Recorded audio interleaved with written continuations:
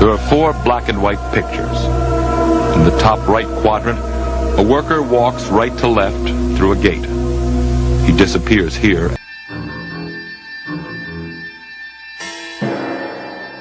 And a flash of light at 11:16 p.m. The tape continued to run normally until almost 2 hours later. Then the victim reappears in a second flash of light, now in a fetal position. Then moments later, now crouching, he vomits, and seconds later, staggers right to left, out of frame. The footage was copied from a surveillance system. He reports that soon after the incident, the victim abruptly quit his job and moved away. Yvonne Smith is a well-known hypnotherapist and UFO researcher. She chairs a support group that counsels abductees. The stories her patients tell bear a striking similarity to the incident on the tape, particularly the victim's disorientation. I work with many people that they suffer from post-traumatic stress disorder. Something happened to them, externally happened to them, that they don't maybe quite remember, but they know they became ill. They know that, they came back and it was 1 o'clock in the morning, and what happened? I just opened the gate and it was 11:15, and then next thing I remember, it's 1 o'clock in the morning and I'm sick to my stomach. What happens during the missing time? Abductees claim they've been rendered immobile, transported to a craft, confronted by alien creatures, and taken to an operating room where the real terror begins. Sperm is taken, ova is taken. I mean, there's a variety of experiments or examinations that take place during the course of an abduction. If during the course of what's happening to them, if they are being given medication, it's no wonder these people are ill. Is this tape the first photographic evidence of the abduction phenomenon? This is what we've been waiting for, something that we could get our hands on and say, well, look, we got the time here. There's a flashlight, the power surge, look at this whole thing. Everything went out, and then the guy comes back, it's 2 hours later. Hey, he had 2 hours of missing time. That's not unusual. We have cases upon cases like this. And then here we have it on tape. When they brought me into the craft, they would take me down a long hallway. They would place me on a flat table. Of course, I was paralyzed and had to be because I was kicking and screaming. I didn't want to be there.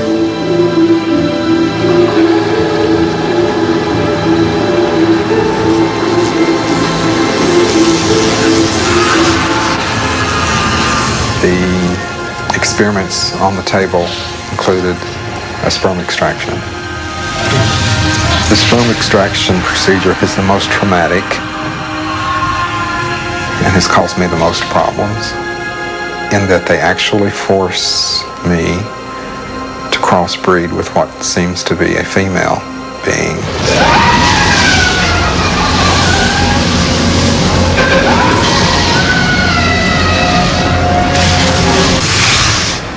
I was taken aboard the craft, placed on a table. I was presented with a baby. I was told, "This is your child."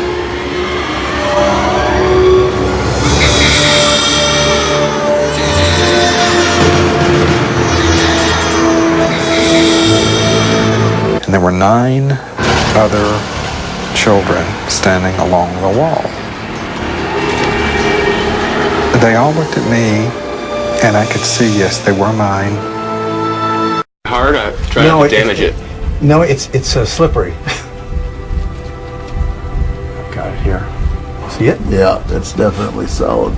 Dr. Matriciano was surprised to find that Jeff's tissue has attached itself to the object. It looked like it was encapsulated in organic material that was actually attached to Jeff's body.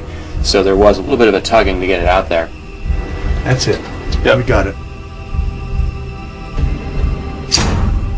I was really surprised that something of that size was generating a signal outside of my body. So it's in the serum.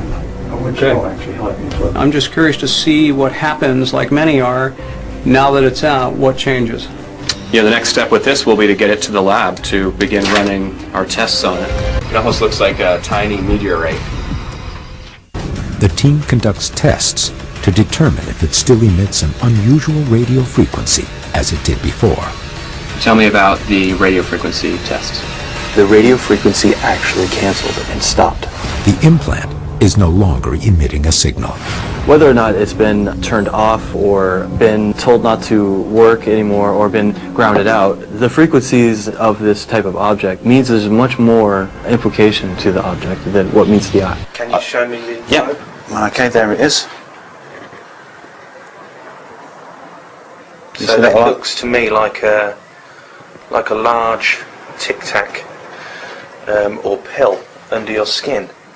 What exactly is it made of? Do you know? I've no idea. I've no idea what it's from, but it's hard. It gives readings at scanners on, tills and stuff like that. Frequency? Yeah. And also... On tills? Yeah, you know the laser scanners. What you come up... It just sends them a little bit strange, and they send up sort of like bring up the wrong prices on things for other people. Never ever wanted to take that out? Well, my brother has always said to me that he'd like to take it out with a knife. Can I touch it? Yeah, you can touch it, yeah. Well, I'll get it up to a bit more. That's weird, man. Yeah. It feels a little bit... it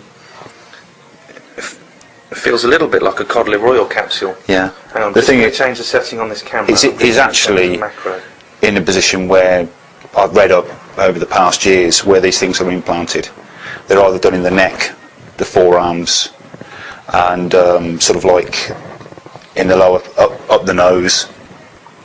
But it's not unusual to have these things on the forearms. And you've had that since you were 13 years old? Yeah.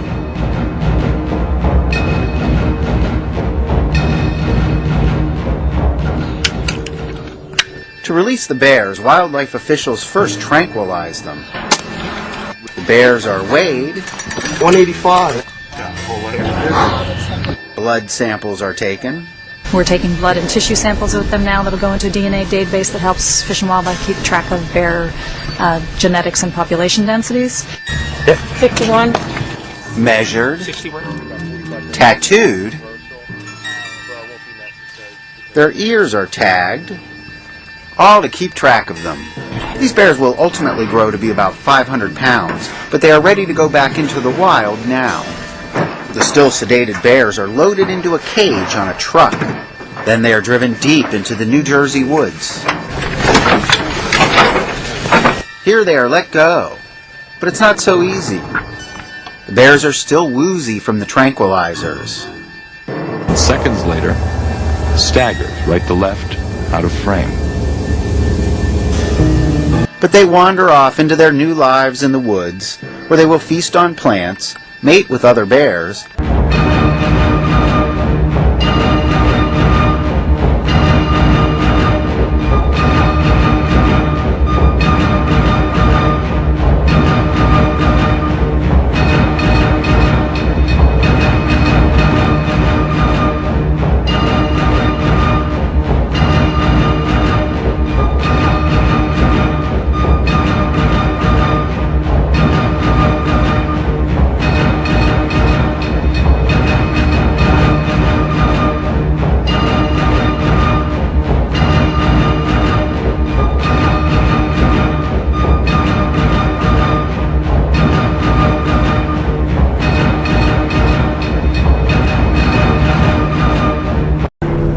The pilots aboard Alaska Airlines Flight 53 witnessed enormous, bright, disc-like objects tracking their aeroplane. Ground control stated that no object was visible on radar, but it was the speed of the UFO craft that alarmed the pilots. Ahead, just underneath our radar, picked up a blip. He's moving about a mile a second. Just pull out straight ahead of us and just disappear. Man, he was there and then he was gone. If you're a pilot and you report a UFO sighting to the FAA, you might as well turn in your license the next day. The FAA, the military, even civilian authorities don't want to know about UFOs.